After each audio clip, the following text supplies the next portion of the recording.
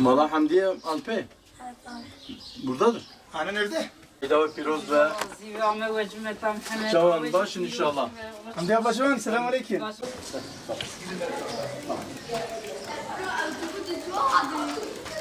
Ablam ve pilava piroz ve inşallah.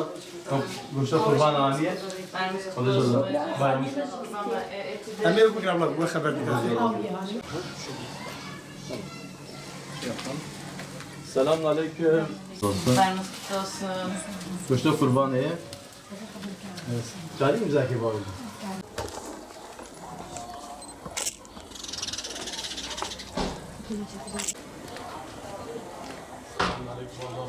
Bayramınız mübarek olsun. Olsun. Umut Kervanı'ndan geliyoruz. Hoş bulduk. Allah razı olsun.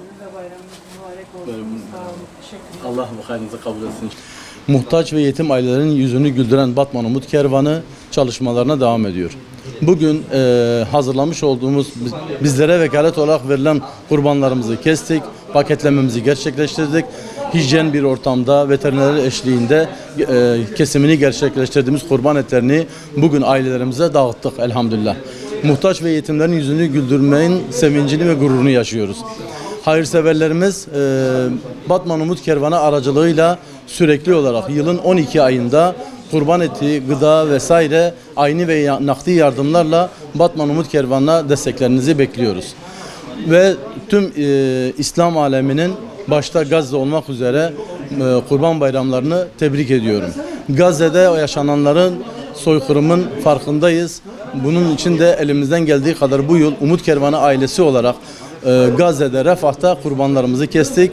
Ailelerimize orada da etlerimizi dağıttık elhamdülillah. Yurt içi ve yurt dışı çalışmalarımızda kurbanlarımızı dağıttıktan sonra yurt dışında yaklaşık 30 ülkede kurban organizasyonu kurduk. Afrika'nın 20 ülkesinde, Asya, Yemen, Afrika vesaire bütün ülkelerde kurban çalışmalarımız gerçekleştirdi. Hayırseverlerimiz aracılığıyla bayrama girmeden hemen önce yaklaşık 200 aileye giyim ve şeker yardımı yaptık. Kurban Bayramı'nda da şu anda yaklaşık 3000 aileye kurban eti dağıtımını gerçekleştirdik elhamdülillah.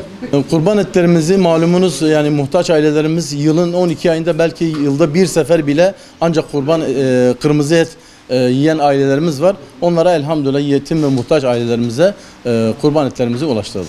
Kurban etimizi ulaştırdığımız ailelerimizin yüzlerini güldürdük. Rabbim de hayırseverlerimizin yüzünü güldürsün, ahiret azığı eylesin kendilerine.